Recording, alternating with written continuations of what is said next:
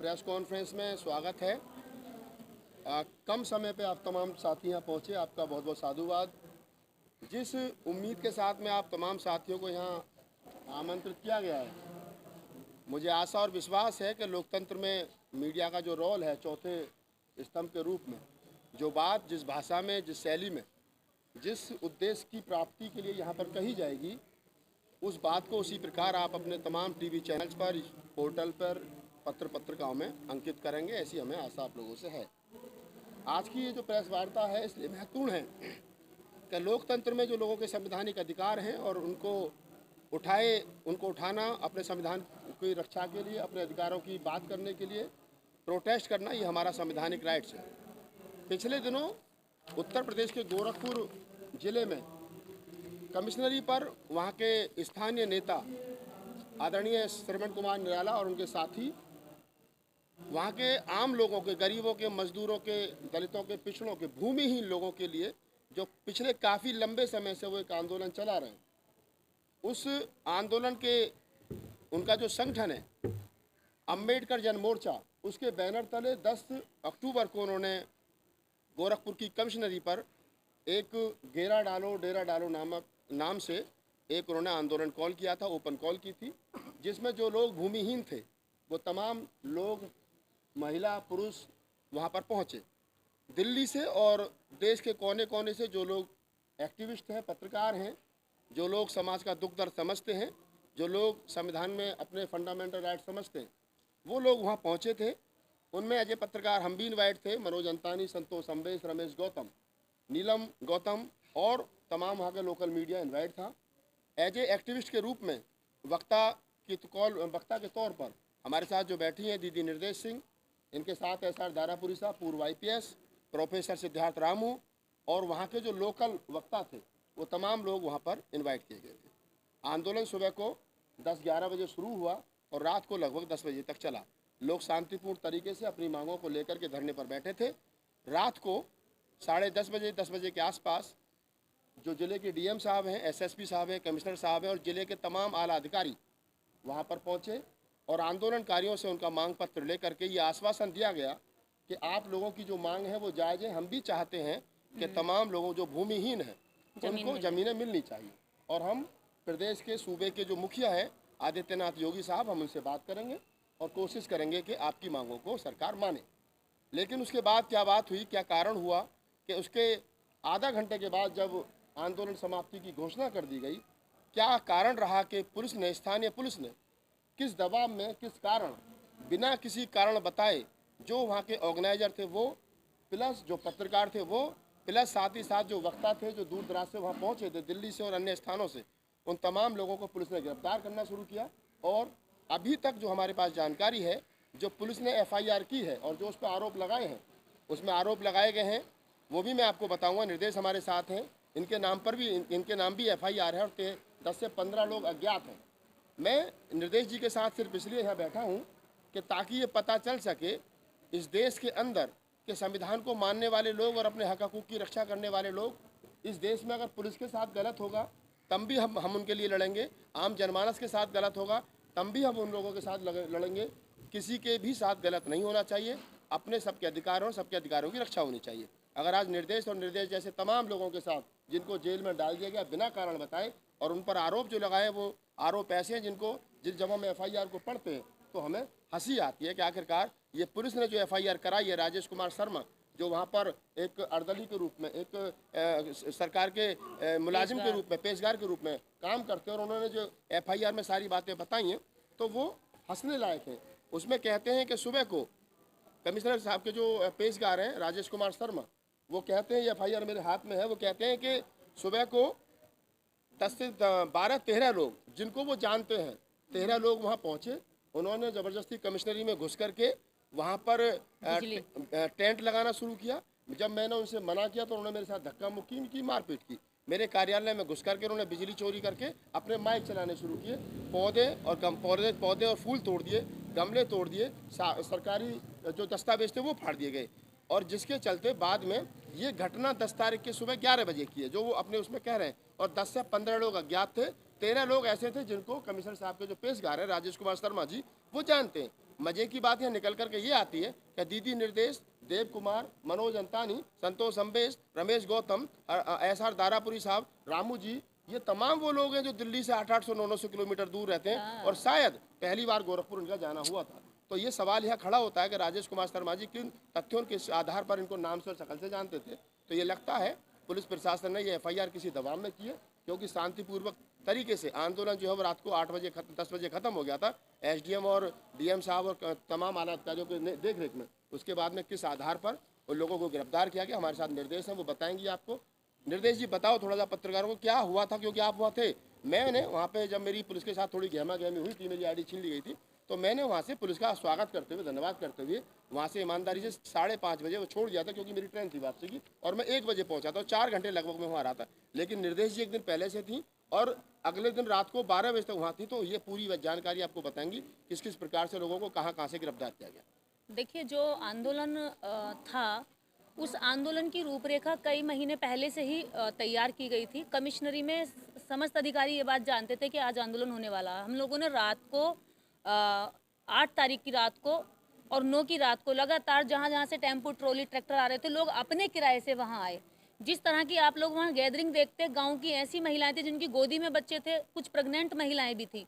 ऐसी महिलाएं इस उम्मीद में बैठी थी, वो हमसे यही पूछ रही थी बार बार कि बहनी जमीनिया मिल जाएगी ना, जमीनिया मिल जाएगी ना।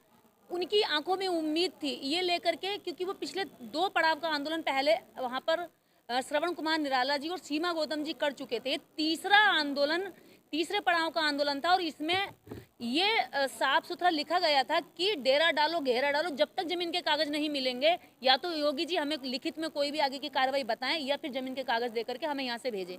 जब इस बात पर लगातार पिछले कई महीनों से तैयारी हो रही है, पिछले लगभग 1 साल से तैयारी हो रही है, तो क्या प्रशासन को उसी दिन पता चला कि ऐसा आंदोलन होने जा रहा है? दूसरी बात, जो गमला तोड़ने की या फूल तोड़ने की बात लगाई गई है, ये एकदम निराधार है। जब कुछ महिलाएं उस दफ्तर के अंदर एंट्री करी थी, वो इनोसेंट महिलाएं थी, जब वो एंट्री करी तो मैं खुद जा करके उन महिलाओं को समझा कर लाई थी, और एक भी कागज को ना किसी महिला ने छुआ है, ना किसी भी सरकारी चीज को हाथ लगाया है। सबको मैं बाहर निकाल करके लाई, और SHO ने खुद उसमें बयान दर्ज किया है कि हाँ, दीदी निर्देश सिंह सारी महिलाओं को समझा करके बाहर लाई है, किसी ने कोई भी नुकसान नहीं किया है। ये बयान उनका मेरे मोबाइल में रिकॉर्ड है, वो मैं आपको दे दूंगी। दूसरी बात, जो उन्होंने कहा है कि 307 उन्होंने धारा लगाई है, 307 जो धारा लगाई है, उस धारा में उन्होंने कहा है कि शर्मा, क्या नाम है इनका, राजेश कुमार शर्मा, जो पेशगार हैं कमिश्नर के, वो कह रहे हैं कि मेरा गला पकड़ा है। पेशगार हमारे आसपास में कहीं भी नहीं थे। ये एकदम सरासर झूठ बात है किसी का।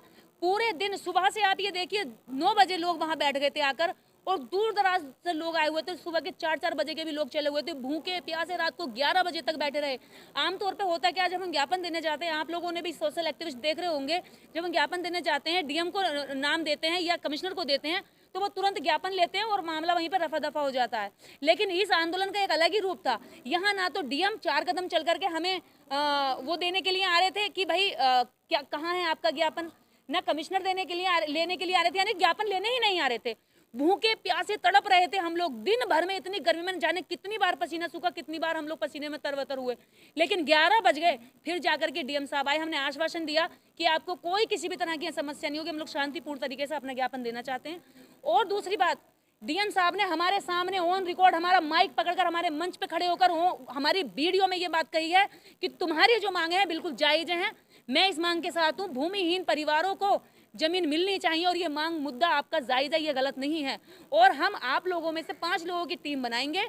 जब आप उस संगठन के 5 लोगों का पैनल बना लीजिए, 5 लोगों के पैनल को बना करके हम लखनऊ में बैठेंगे, बात करेंगे। ये जमीन का जो वितरण है वो एक दिन में नहीं होगा, थोड़ा लंबा प्रोसीजर, 1 महीना लग जाएगा। तो हमने ये भी बात लौट कर कही कि कितना टाइम लग जाएगा, अगर आप 1 महीना 2 महीना ले लीजिए, अगर उसके बाद नहीं मिलता हम फिर आएंगे लौट कर। तो DM साहब ने कहा कि नहीं, आपको आने की जरूरत पड़ेगी ही नहीं, ये काम उससे पहले ही हो जाएगा। ऐसा आश्वासन DM साहब ने हमारे मंच पर, हमारे माइक पर ये बात बोली है सारी महिलाओं के सामने। तो उसके बाद ऐसा जब उन्होंने कहा कि हम आपकी महिलाओं को, जो भी लोग हैं दूर दराज से आए, इनकी बसें भी नहीं है, आने का जाने का कोई संसाधन नहीं है, क्योंकि 2 दिन के हिसाब से लोग बैठे थे, तो उनको प्रशासन ने खुद अपनी बसें लगा करके लोगों को वहां से बिठाया और बॉर्डर पे जाकर के, यानी कि आंदोलन से भीड़ को खत्म कर दिया। आप आंदोलन की भीड़ देखेंगे, मेरे सोशल मीडिया का जो मेरा अकाउंट है निर्देश सिंह के नाम का, आप उस पर देखेंगे, लाइव चलिए सारी वीडियो। आप 40 से 50 हजार महिलाएं, मैंने ऐसा आंदोलन जमीन का पहली बार देखा जो इतनी शिद्दत और जुनून के साथ गांव की बेकार ऐसी बेचारी महिलाएं बैठी थी जिनके पेट में रोटी नहीं थी और जिनके पूरे दिन भर में वो कितना कमाती होंगी, वो भी अपनी कमाई धमाई छोड़कर वहां लोग बैठे हुए थे। ऐसी स्थिति में भी डीएम को और कमिश्नर को दया नहीं आई और ज्ञापन लेने नहीं। हम बार बार यही चिल्ला रहे थे कि आप आइए हमारा ज्ञापन लेने, हमारी बात तो सुनिए। उसके बाद 11 बजे के बाद जब उन्होंने सारी भीड़ को अपनी गाड़ियों से बसों से भर के वहां से ढीला कर दिया और जब हम कम लोग बचे तो हमारी गिरफ्तारियां शुरू कर दी। पहली गाड़ी मेरे पीछे लगी, जब मैं वहां से आंदोलन से जा रही थी तो मेरे पीछे गाड़ी लगा दी गई। गाड़ी मैंने पहचान ली, मैं वापस फिर आंदोलन में आ गई। आंदोलन में भीड़ में कैसे कैसे करके मैं निकली, किस रास्ते से निकली। रात को फिर 2 बजे मुझे पुलिस ने वहां पकड़ लिया जहां मैं पहुंची थी।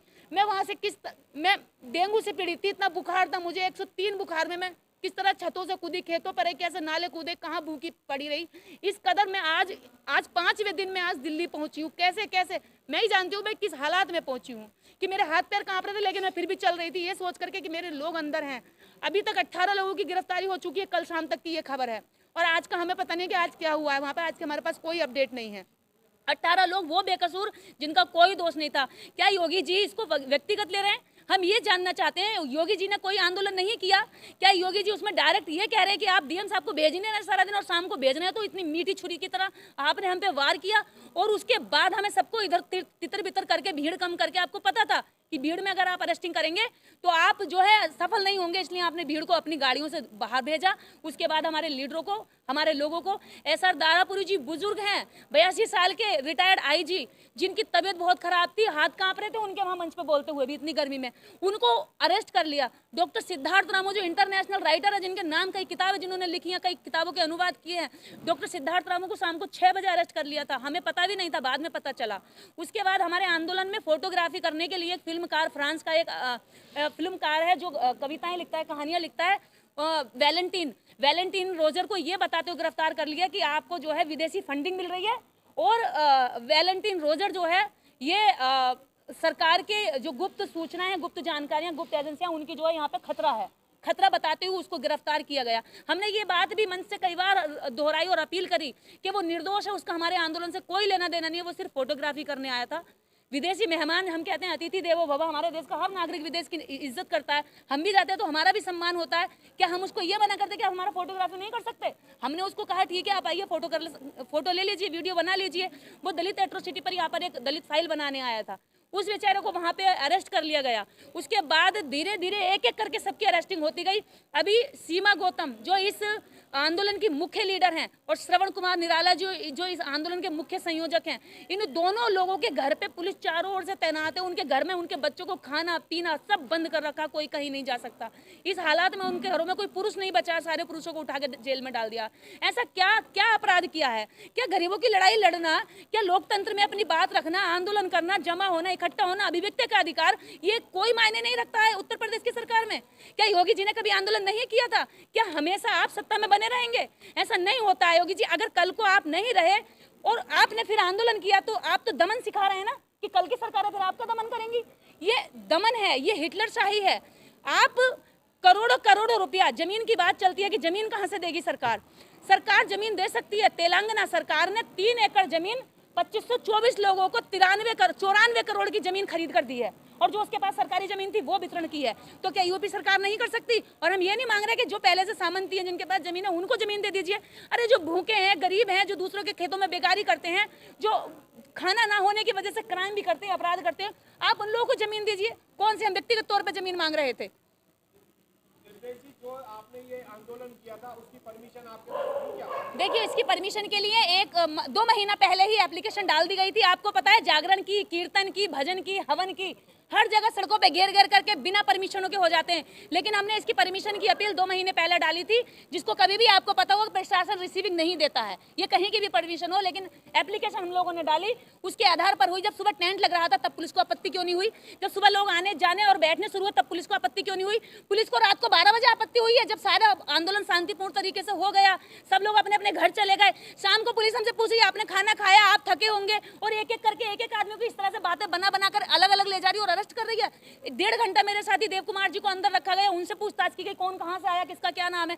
यानी कि जो पूरा षड्यंत्र रचा गया है आंदोलन को कुचलने का। सबसे अच्छा तरीका इन्होंने ये देखा कि जो भी लोग अंदर चले जाएंगे बाद में आंदोलन को भ्रमित कर दिया जाएगा। श्रवण कुमार निराला को पूरी तरीके से बदनाम करने की वहाँ लोकल मीडिया, स्ट्रीम मीडिया बदनाम करने की कोशिश कर रही है कि ये विदेशी फंड पे आंदोलन कर रहे हैं, ये व्यक्ति देश के लिए खतरा है, जासूस है। इस तरह की खबरें उनके नाम पे चलाई जा रही है। लेकिन मैं बता देना चाहती हूँ, श्रवण कुमार निराला नेता डरने वाले नहीं है। वो एक ऐसा आदमी है जो गोरखपुर के अंदर वो बसपा के टाइम से एक बड़ा लीडर रहा है और जमीनी आम जनता का लीडर है। वो वहां की जो गरीब लोग हैं ना उसको भगवान की तरह पूछते हैं। क्या करेंगे, कहाँ ले जाएंगे ये? और अगर ये हमारे 28 लोगों के इन्होंने जो है नाम दर्ज FIR की है, जिसमें और अलग लोग भी हैं, कुछ अज्ञात भी हैं, और सबको उठाते जा रहे हैं, उनके नाम मेंशन करते जा रहे हैं। अगर इनकी सबकी FIR वापस नहीं होती हैं, इन सबको जेल से नहीं रिहा किया जाता है, तो हम जेल भरो आंदोलन करेंगे। इसको मजाक में नहीं लेना। आप हो सकते हैं षड्यंत्रकारी, लेकिन हम आंदोलनकारी लोग हैं, इसी धरती से पैदा हुए हैं। और ये गोरखपुर की धरती से निकले हुए योगी जी, ये इनको नहीं पता कि उनके ही जनपद में उनके ही गरीब लोगों की मांग उठाने वाले आदमी का उन्हें धन्यवाद करना चाहिए, और वो उनको उठाकर जेल में डाल रहे हैं। क्या कसूर है सीमा गौतम का?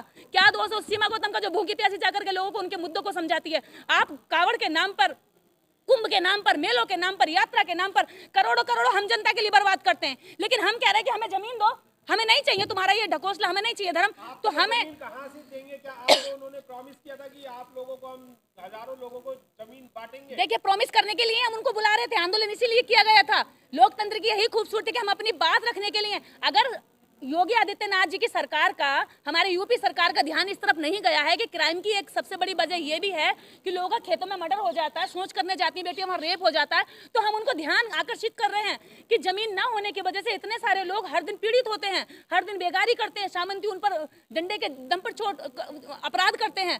तो हम उनको बता रहे हैं कि ये सब हो सकता है, और इसका देखिए समस्याएं होती हैं और सोल्यूशन जो है मुखिया को, घर के मुखिया को निकालने का काम होता है। हम समस्याएं बता रहे हैं, हमारा फर्ज है सामाजिक होने के नाते, और उसका सॉल्यूशन है, ऐसा नहीं है। पहला एग्जांपल सेट तेलंगाना सरकार कर चुकी है, और भारत सरकार के पास इतनी जमीन है कि प्रत्येक भूमिहीन परिवार को अगर 4 एकड़ जमीन बांटी जाएगी तब भी सरकार के पास जमीन बचेगी। तो उस जमीन का करना क्या है? तुम क्या करना चाहते हो? बाबा साहब भी कहते थे कि बंजर भूमि जितनी भी देश के अंदर पड़ी हुई है खाली, इनको दलितों में, भूमिहीनों में बांट देना चाहिए ताकि ये इसको उपजाऊ कर सके। इसमें खेती पनपेगी तो सरकार को रेवेन्यू बढ़ेगा और क्राइम जो है वो भी कम होगा, जो अपराध वो जो आपस में मारा मारी, रोटी की छीनाछानी, ये भी कम होगी।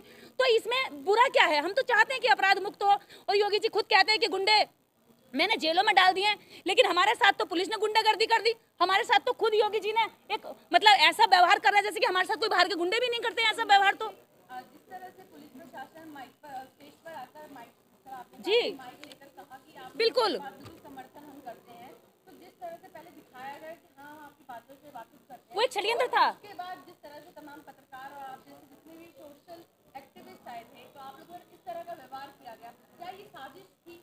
देखिए, ये प्रशासन ने पूरी तरीके से प्लान सेट किया कि ये लोग 2 दिन के हिसाब से आए हैं और ये लोग रहे, तो योगी जी का बहुत बड़ा प्रेशर था उनके साथ, क्योंकि इसमें डायरेक्ट योगी जी इन्वॉल्व है। यहाँ पुलिस का कोई रोल नहीं, हम पुलिस को दोष नहीं देंगे, क्योंकि पुलिस जो है सत्ता के चाबुक से चलती है। हमारा उनसे कोई लड़ाई झगड़ा नहीं है। और बिल्कुल है पत्रकार महोदय, देखिए ऐसी स्कीमें सरकार बनाएगी, ये मेरे हाथ में नहीं है कि मैं स्कीम, देखिए ऐसी स्कीमें सरकार बनाती है। समस्याएं जब, ऐसा तो पहले भी नहीं था कि देश के अंदर जो है यहाँ पर जनधन योजना लाई गई, आधार योजना लाई गई, कितनी सारी योजनाएं लाई गई हैं। क्या देश के अंदर जमीन वितरण योजना नहीं आ सकती? क्या योगी सरकार या भारत सरकार? आपका जो सवाल है कि क्या सरकार के पास कुछ प्रकार की स्कीम है, तो इसका जवाब ये है कि इससे पूर्व में, चाहे वो इंदिरा गांधी की गवर्नमेंट रही हो, चाहे मायावती की सरकार उत्तर प्रदेश में रही हो,